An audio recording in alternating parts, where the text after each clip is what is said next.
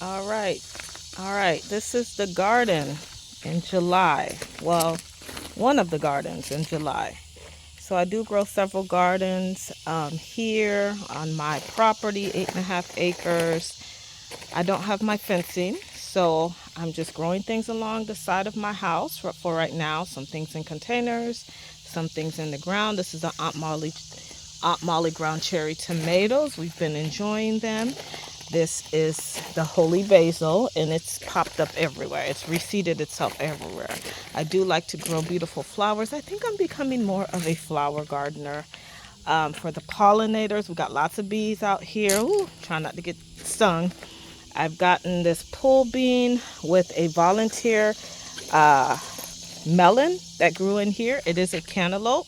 So hopefully we'll be getting some melons soon. I've been keeping a close eye on it. I may need to cover it because this is the wildlife might get to it before I do.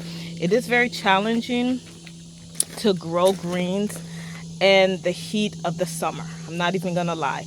I've been using a mesh cover.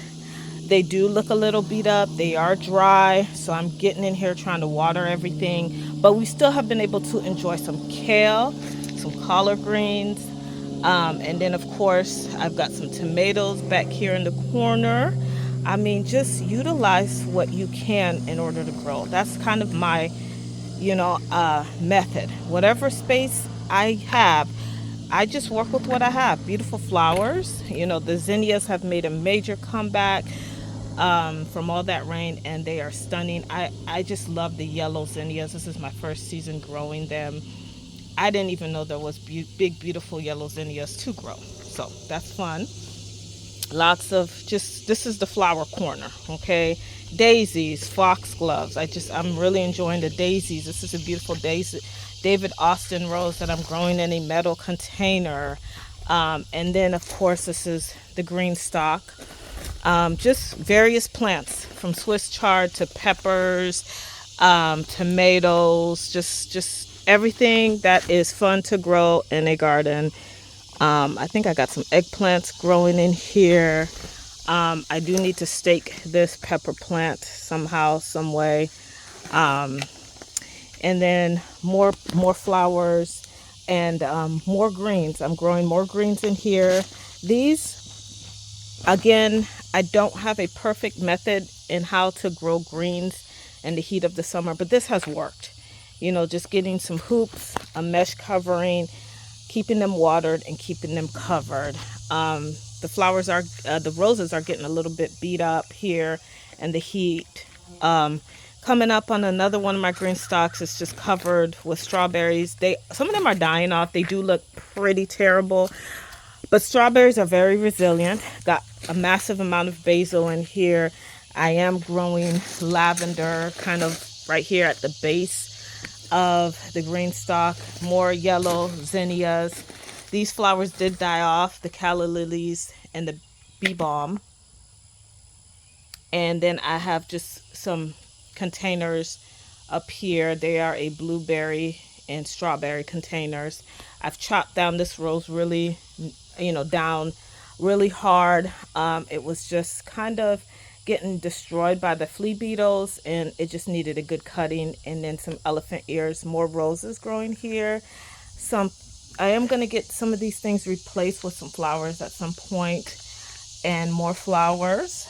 These are a double-headed impatiens that has loved growing in here. I have another one tucked in here. It just hasn't done that well. I had a viewer who pointed out my coleus. It is still in the show. It is gorgeous. I do need to weed in here. And then I have several containers that I'm growing, just various plants. A citrus tree. I think this is an orange tree.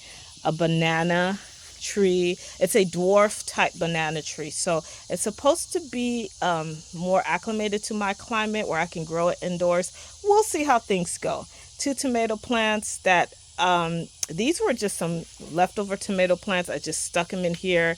I did get some tomatoes, but as you can see, they're just not very big. They're really struggling. And then stevia. And then I did a whole video on this green stalk, so I won't go over it again. This is how the orchard is doing. I have come in here and just covered everything. That's kind of the direction I'm going with the orchard, because we've had such a heavy population of deers that have tried to literally destroy this orchard. So everything is just covered. Like I said, I have a variety of peaches, pears, and some apple trees in here, and a plum tree. Okay. And I've done videos in the past on this area. It is the berry patch. I have a variety of blueberries, raspberries, a cherry tree. This is the raspberries. I got them growing in containers. I couldn't decide where to put them, so I said, let me just stick them in containers because I know they can get very invasive. And I'm going to be getting more raspberries here soon if the birds don't get to it. Oh, there's one right there.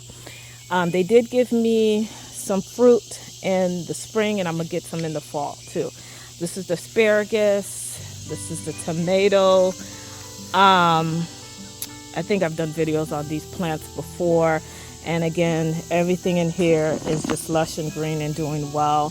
I did end up pulling quite a bit of my, I think I spoke on this already, Swiss chard.